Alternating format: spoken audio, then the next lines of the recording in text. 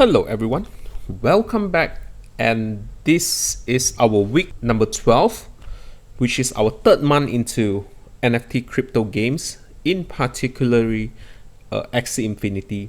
Now, something interesting happened last week, so we finally go into another game, which is Illuvium. And what I did is I staked about 6,000 US dollars in Illuvium, and this marks the journey for us going into Illuvium. One of the reasons why I choose to switch some of the portfolio into Illuvium is I personally feel like Illuvium is a game that I really want to play. It is a combination of RTS, which is like the resources building, plus RPG and teamfight tactics. The graphics and the gameplay is kind of interesting. It is definitely something that is new to the blockchain and different from Axie Infinity or other crypto games such as Splinterland or Gods Unchained, etc. Alright, so let's recap what happened last week. So AXS and SLP price was high, and that market activity, it's kind of active on the cheaper Axie, but then when it comes to like the premium Axie, it is very inactive. Mainly the reason is that people are waiting for the patch so that they decide on what to breed. And Ethereum continues to rally in price, and Ethereum price is really high. And that in terms of breeding, we had kind of a good breeding result. I didn't factor in the price into last week's valuation. I will only value it after I sell it. So as you can see, like in total, our Axie asset, we have reduced from 10.7 to 10.115. The reason is that we have been selling a lot of Axie. I am planning to sell a lot of the Axie so that when the patch is introduced, I'll be able to like pick up the right kind of Axie that I wanted to breed and start breeding. So yeah, so which is why like we had a reduce in Axie, and we are holding about 2 Ethereum worth of WETH. Scholarship right now we have 15 scholars. They are all 1004 and 1005, from the range of 1005 to 2002. And yeah, we are selling SLP since the price is high. We gather SLP from our scholars, so we just sell them to the open market in Binance. So other purchases, I spent like 26,000 into Ringgit Malaysia, which is 6,000 US dollar into Illuvium. So we start to stake Illuvium right here. I haven't increased any of the capital. We'll just stay this way. So the capital that we use to stake Illuvium, all of them are from Axie Infinity. So thanks to Axie Infinity, we are able to play Illuvium. Now, there's one thing that I think for me, the difference between Axie Infinity and Illuvium is Axie kind of feels like managers or breeding farms.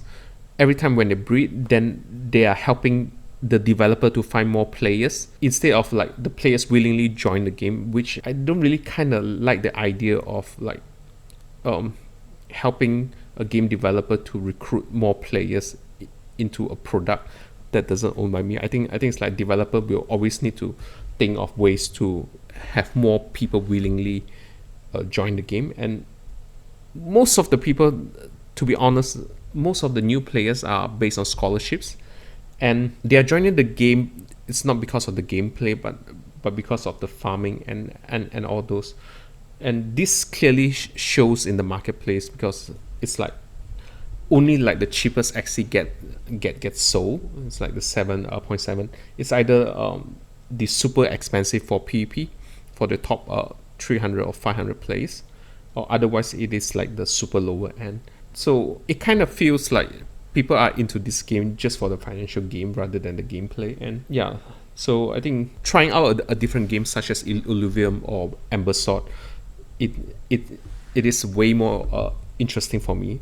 I'm kind of hopeful for the upcoming balance patch, but to be honest, I don't based on the current meta, I'm currently top 3,000 at this moment. I feel like the meta is kind of balanced. Like there are counter decks to the stronger decks, so it's like everything's like rock paper scissors. It's kind of balanced, and it's kind of hard to tweak the current meta, unless they buff up some of the weaker cards. So it is kind of interesting, and let's hope for the best. So at least we are able to like enjoy like 3 to 4 months of Axie Infinity gameplay before we move into like Ember Sword or Illuvium, and hopefully we are able to like have some good breeds in the coming month. And yeah, so this is our current holding.